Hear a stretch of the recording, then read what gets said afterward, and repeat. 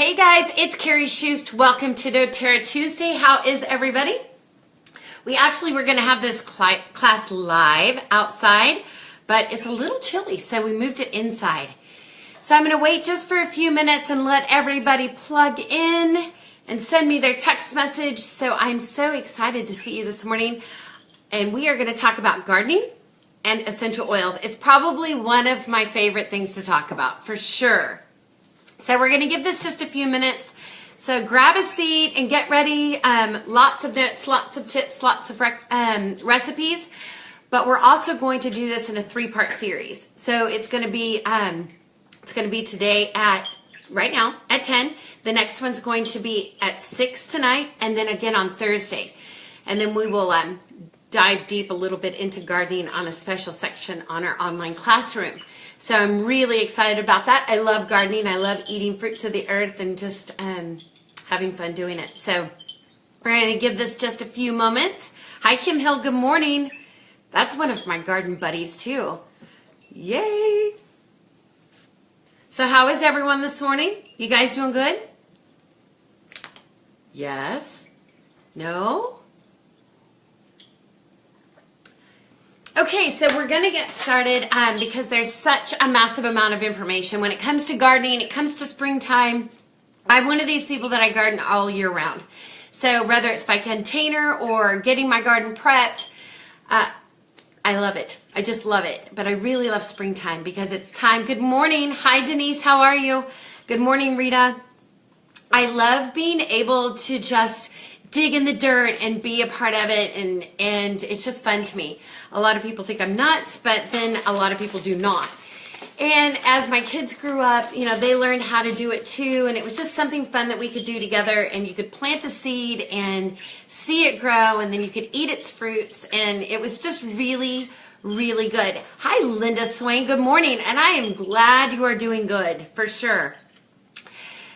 You know, one of the things that my grandmother taught me was use what you have. And so when I started gardening, I was very small. And we had a massive garden. It was a 40-foot garden. And we would can and preserve and do many, many things. And as I grew older, I had to come back into urban lifestyle. So I had a smaller garden, and then I didn't have one as large. So now I'm going to give you some tips and tricks. Even if you're in the city or on a rooftop, it doesn't really matter. And I'm going to show you how to do that using absolutely zero chemicals. So it's going to be safe for the good bugs, and it's going to kill the bad bugs, and it's safe for cats and dogs and whatever else, wildlife. I even have one that detours deer, because last year in my front bed, we had a little Bambi that was lost, and she would come and just nibble. So she's not allowed to nibble anymore. So we plant a little deer food for them, but they're not going to eat the rest of my good stuff for sure. How many of you have dogs that love tomatoes? I have to plant a tomato plant just for my dogs because they eat the cherry tomatoes. Hi, Anna Smith. So let's talk about the types of gardening. Just give me a little heart or a thumbs up. How many of you guys garden? Thumbs up. Hey, Marty. Good morning. Good morning. Welcome. It's live here today on doTERRA Tuesday. I'm Karrie Shust. I'm the Essential Oil Coach. Been doing this for about 7 years, and I love using doTERRA essential oils. But what I do really, really love is sharing with you, educating, and coaching people around the globe on how to do that. So it's really been an amazing blessing, and I get to talk about one of my favorite subjects. So this is the first of a 3-part series of gardening with essential oils. So, Anna Smith, you're a wishful gardener. Well, you have all the components in your little small ranch to do that for sure. Okay, so let's talk about the type of gardening. We have vast gardening, which is like the 40-foot that I was raised with. You know, my son is a part of a beautiful organization called FFA. Hi, Ronnie. Yes, I love gardening too. Hey, Varsi. So FFA and 4-H are amazing for young students just to learn how vast agriculture is. But there's large ag gardening. There's crop specific. Some people grow just tomatoes or just cucumbers or just flowers. Then there's pollinator gardens that actually, I have a lot of beekeep friends, and they do pollinator gardens. So they pull in the bees, the good bees, the honeybees, and it's really exciting to watch that. Never knew up until 5 years ago of anything called pollinator gardening, but now I plant a little pollinator garden, and I have a little fairy garden because I love using my imagination, and I'm a kid at heart. Hi, Amanda Moore. Good morning. Then there's herb gardening. There's hydroponic, which is an inverted water system, which is amazing. We have right here in Tulsa 3 massive hydroponics, and this is going to be something that's global that can feed nations and feed many for sure. Then you have container gardening, which you guys know what that is. This is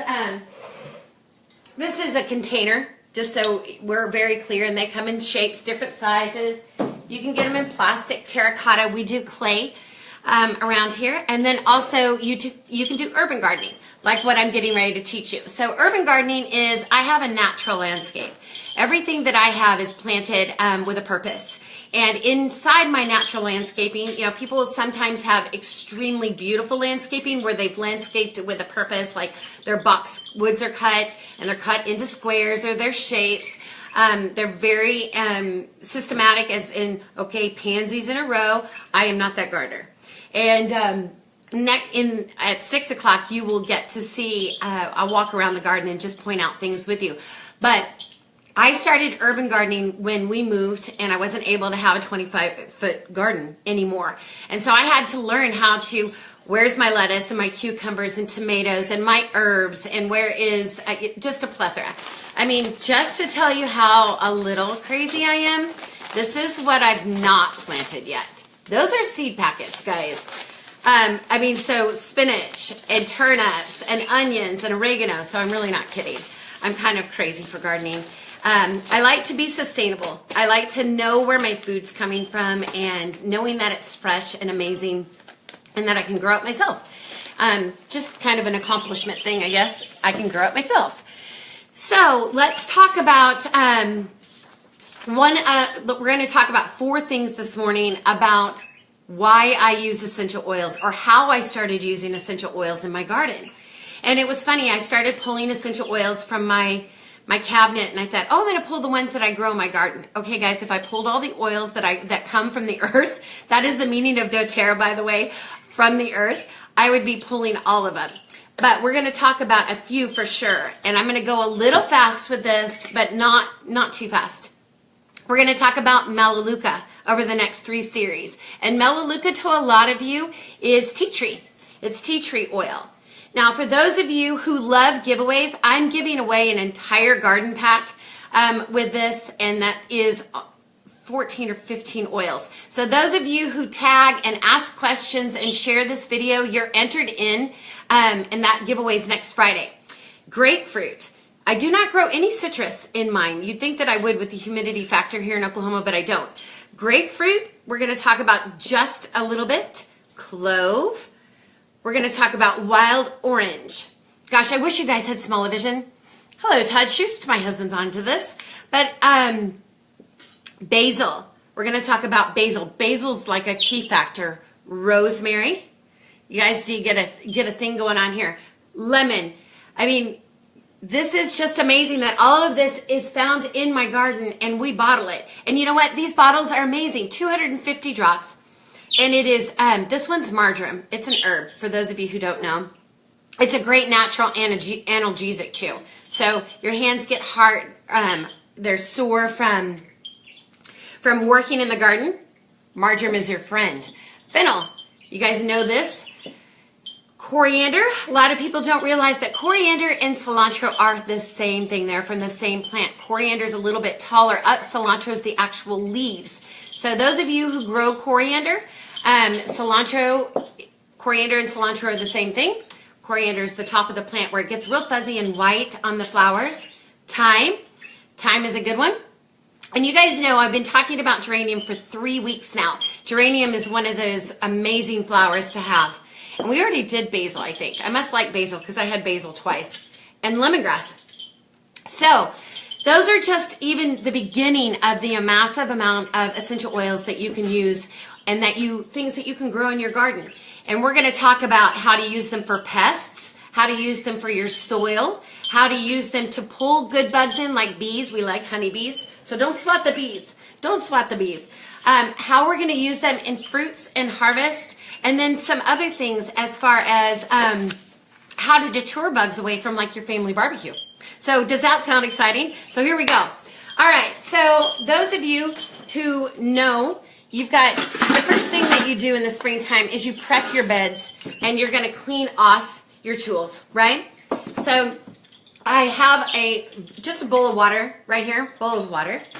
And in that, I'm just going to use a generic olive oil, 2 drops. I used to clean all of my stuff with motor oil to keep it from being rust resistant, but now I use olive oil to do that. And you can just use olive oil and a wool. This is from a this is from a wool sweater that I shrunk. It's terrible. Anyway, anybody ever shrunk a wool sweater? Don't let it go to waste. So I cut it up, and now I'm going to put about 20 drops into my water to clean my tools. And you know what's great about this is that I'm just going to dip my tools. And I'm sorry this was going to be outside, but I really didn't want to freeze my tush off this morning. Hi, Leslie. And so all I'm doing is dipping that, and then I'm just taking that wool and I'm really just cleaning it off, killing any fungus or anything that I might have missed from last season. Actually, I've already started my gardening, so we're just going to go backwards just a little bit. But clean all your tools, and please don't forget to clean your cutting tool. When I go out and I cut my herbs or I cut my flowers, you got to remember to use your cutting tools. So this is a great way to do that. And any extra water that you use, and don't forget that you guys need to do your watering cans too. Do your watering cans. Just swish it around. Okay, say goodbye, Nick. Nick's leaving. So you're going to take that water and you're just going to repurpose that water right into a spray bottle. I use a big spray bottle like this, big spray bottle, and that water is going to be able to do what? Ask me what? What does the Melaleuca water do? That Melaleuca / tea tree water is going to help you kick some fungus tush in your garden. How many of you do rose bushes? How many of you do tomatoes? And I'm going to let that sit there for just a second.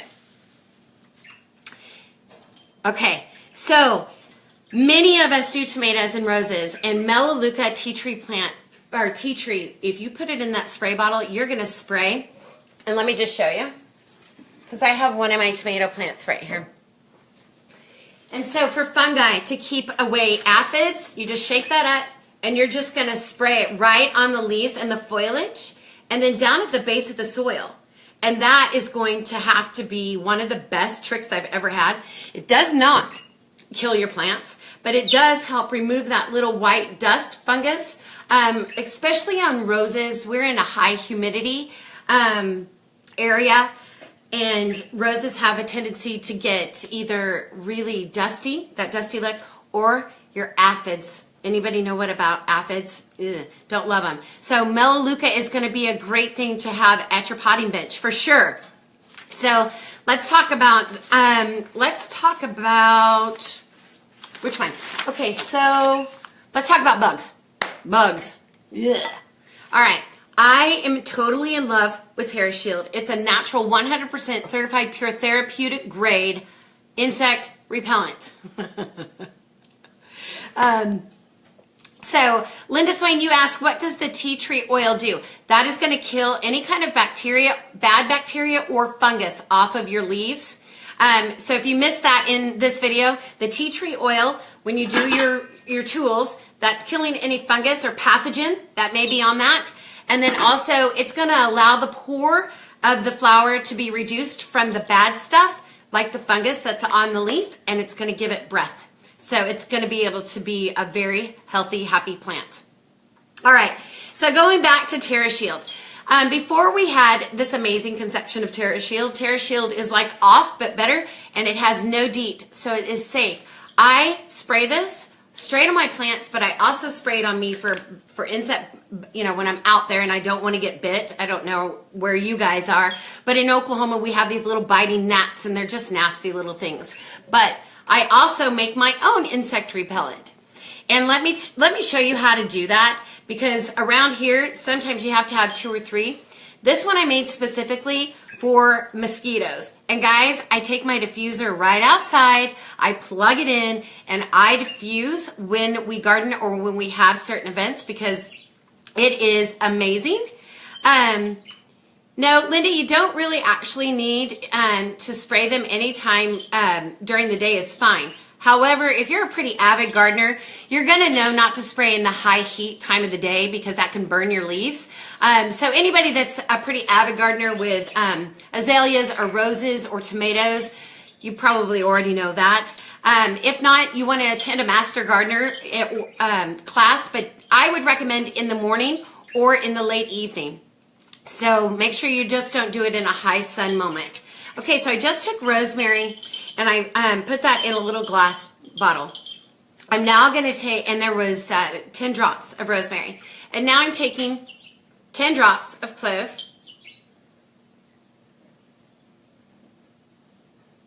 10 drops of clove,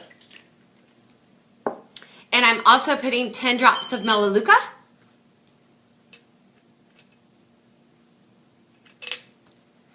and then I'm going to take a little basil. And so I'm going to do about 5 to 10 drops of basil. Now what we're doing with this one is, this is an insect repellent, but it is a multitude of things. Not only is it an insect repellent, but you can also spray this at the base of your, the base of your plants, and it is going to deter snails and slugs. Isn't that crazy? Snails and slugs do not like this. I use salt. Obviously, salt is a very organic compound to use for snails and slugs. But this is my trick. I just found this, and it deters snakes. So I am not a snake lover. Even I know everybody's like, oh, but they're so good for your garden. Ugh. Okay, I don't like snakes. They scare me. But it doesn't kill them. It will deter them. So they still get to eat, just away from my garden. But guess what? You guys can also, how many of you compost? Is there anybody still out there? I don't know. How many of you guys compost? Well, I compost. So this is what I do. Fruits, vegetables, anything that's compostable. And you can actually add this to your compost pile, and you just spray it down. And so you're adding the goodness of the essential oil. You're deterring flies and gnats. And then you can actually take that compost and turn it into dirt. It's so much fun if you guys don't compost.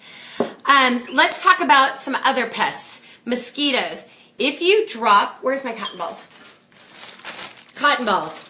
Cotton balls and essential oil. Remember that water that we did? That water that we did with the tea tree oil? You just dip that, and you can actually place these right around the base of your plants. So hopefully some of you guys are learning about how to use essential oils. And you guys, these are so incredibly potent.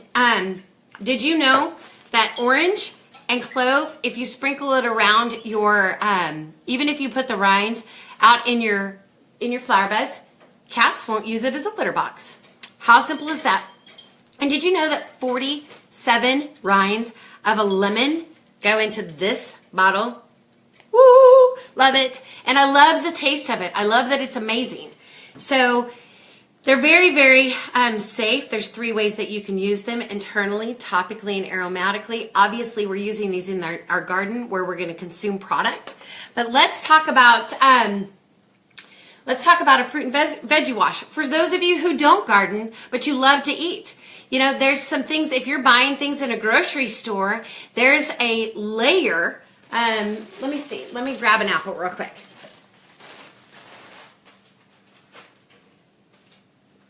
Or you know, you can definitely see it on like cucumbers. But there's a layer that they spray. If you're not buying organic produce or fresh from the farm produce, which I highly recommend you guys supporting your local farmers and beekeeps, you're going to want to wash that off. So what you do is you just take a capful of white vinegar, just basic white vinegar, and you're going to take wild orange or lemon or any citrus, and you are going to just throw that into some water. This is new water. We just poured the melaleuca water into a spray bottle, and you're just going to wash that off It doesn't take very long, and it removes the pesticides and anything else that you may or may not have on there. So how much fun is that? Did you guys get the tip about the cotton ball? Cotton ball and tea tree? Easy, easy, easy. And just soak it. And you can reuse the cotton balls. Obviously, cotton is a natural component, so it's decomposable. What else? For this one, we are going to end this day. So we've talked to you about Terra Shield. We've got you a absolute awesome pest deterrent. So you can use this on the base of the plant. You can also use this in your diffuser. And you also have a veggie wash. For those of you who don't garden, you still eat. So it's always, always exceptional to know how to do that. And also, let's not forget that you can use the Melaleuca, the tea tree, for your fungus. And it's also great for any kind of bug bite because it's antibacterial. Did you guys know that? And also, let's talk about lavender for a second. Lavender is great to have in your pocket if you're gardening because if you do get bit or stung, you can just rub it right on there, and that's going to help reduce the inflammation of that. It's a natural antihistamine. So, one more thing. For those of you who love spiders and ants, we're going to talk about getting rid of those two things because my garden, my poor little maple tree in my garden got infested with fire ants and red ants. Two totally different things, by the way. Some have wings. Fire ants have wings. Anybody else out there have ant issues? Black ants, red ants, fire ants are normally the three common ants. You have carpenter ants and woolly ants and all sorts of ants. But around here in Oklahoma, it's black ants, fire ants, and red ants. Because we have very loomy, sandy soil, then we have clay soil, and then we have this deep, black, amazing, golden, rich, like beautiful soil. Anybody? Raise your hand. All right, so we're going to talk about two products that we are going to snap out the pests. We're going to blast them. So, I'm just grabbing my peppermint because I totally forgot it. Peppermint. Okay, so peppermint. Peppermint is a plant. Any of you that grow peppermint know that it's also a very crazy indigenous. It's indigenous to the United States, by the way. And it also will overtake, most mint will overtake, not catnip. I'm talking your spearmints, your peppermints. And so you take this. It's so good. Wish you guys could smell it. And you're going to take that into a spray bottle, okay? We are going to snap some spiders. No spiders or ants are going to ruin A, my picnic, or B, me playing in the dirt. That is not working. And around here, we have wolf spiders. We have black widows. We have brown recluse. And then we have, your garden. Okay, so there's like 1,000 arachnids, and I don't know the name of all of them because I am not an arachnid specialist. And I don't necessarily kill them because spiders are good. But if I see a brown one or one that I know that is dangerous, he's going to get deterred or he's going to get squished. And I know that there's a lot of you that might be like booing me right now, but that's just the way it is in my household. So we're going to take this peppermint and we're going to add 10 drops to this 4-ounce bottle. And then we're going to just simply fill it with water. And you're going to be able to take this peppermint and not only can you spray it at the base of your plants because it's safe, but you can also spray it on you. You can spray it on windowsills. You can spray it at the door jambs. You can take this wool sleeve and you can soak it in a peppermint water. It will cool you down. You can also use it for a focus if you get a tension headache. Maybe you've been out in the sun too much. But this is my great big one, and this is what we use. I have probably 10 spray bottles, but we use peppermint incessantly this time of year because everything's blooming. Babies are hatching out of spider, and they're everywhere. But we also have ants. So peppermint, spiders don't love it. Now, let's get to those several things called ants. Ants, they might love it. They may lick it. Who knows? But we tried peppermint and lemongrass, and for a couple of weeks it worked. But we found that this time of year especially, the ants are building and they're getting happy and the earth is getting warmer and so they're more active. And we found that where a ant travels, you can deter them. So by salt. Now, if you put salt in your garden outside, salt can be a natural deterrent, but it also can kill root systems. So be very careful with that. But this is what we found. We added cinnamon to our peppermint water. And I'll tell you what, cinnamon killed those fire ants dead on arrival. I mean, they were consuming my cedar wood. They were consuming my pine. So cinnamon, this is cinnamon bark. And you guys, there's two ways to get this. You can do it wholesale through a $35 account, just like you would at Sam's, or retail through me. So it's super easy to get these and totally convenient. And I love it because these are such a therapeutic grade. I don't have to worry about if my dog goes and licks it. Let me tell you what, if you have a diggingest dog, which I have 3, and they love to dig, especially when they see me digging. So I have one, he's a Bassador, and he thinks he's supposed to dig with me. Guess what? They don't dig so much when you're spraying peppermint on the soil. So ants do not love peppermint and cinnamon. Spiders don't love peppermint. And you know what? To kick fungus and other bugs, you use melaleuca and tea tree oil. It's pretty simple. An orange rind, you just get it all up and smush it and cut it up. And you know what? It's going to deter those cats from using it as a litter box. So come back tonight and we are going to talk about some more fun tips and tricks about gardening. We're going to talk about soil. We're going to talk about fruit and harvest. And you know what else? We're going to talk about companion planting. So if some of you don't know what that is, I have all sorts of planting out in I have container, I have urban, I have, I don't do hydroponic, but I do top of the soil. So we're gonna talk about a lot of different tips and tricks so you guys can start planting and you can pull your family in and you can have a great harvest. So until 6 o'clock tonight, I will talk to you soon and have a great doTERRA Tuesday. Leave me your messages, share this, and invite your friends to see this. And you know what? You're gonna get the gardener's toolbox from me. So enter to win. Talk to you later. Bye.